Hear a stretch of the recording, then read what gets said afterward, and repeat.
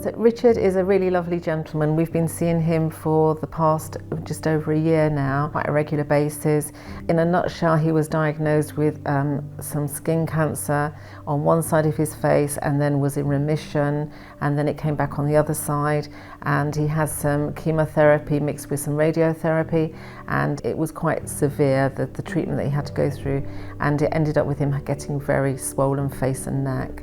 So he was referred to us, and since then we've been giving him some laser treatment, and we've also given him some manual lymphatic drainage treatment. With this kind of condition, it's very degenerative, and as things have progressively got worse, his speech obviously has got worse, his swallow is not good, his eyes were starting to close, and it was really getting him down.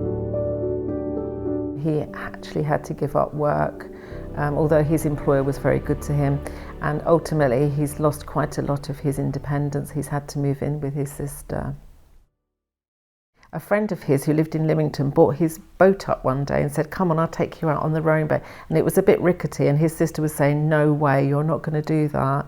So he was telling this story in clinic and saying, "I really want some independence. I wish he would just back off a bit, you know." And actually when his friend saw him with the huge swelling on his face and stuff, and was like, "Oh, I don't think this is a good idea." Afterwards, when he left clinic, we were like, "Oh, do you know what? It would be great if we could get him out on a boat, because although, you know, he's poorly, if a couple of us went with him, then it would be possible."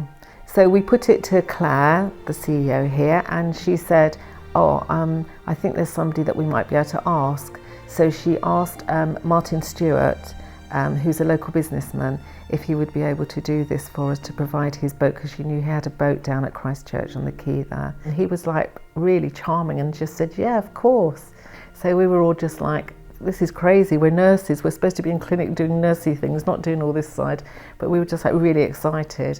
So that morning we turned up, and Martin took Kath and Ayres, the two nurses, over with him to the Isle of Wight with Richard on board.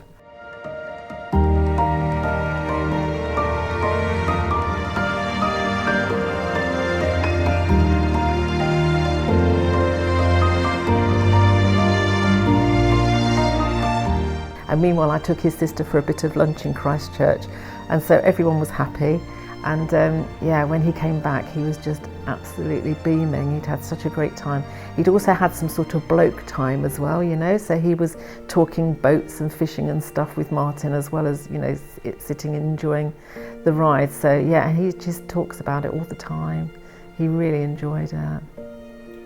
And, you know, looking back, even a few weeks later now, we see that that just was the time, the niche time, because after that, things weren't so good. So having nursed for over 40 years, I would say that working for an organisation and charity like Lewis Manning just gives us the opportunity to spend so much more time with our patients and be able to do things that are just a little bit outside the norm and outside the box. You know, we're able to interact with them, we get to know their families really well, we're able to see them in clinic at a moment's notice or speak to them on the phone. It's very good. It's just having the time with them that's the most precious thing.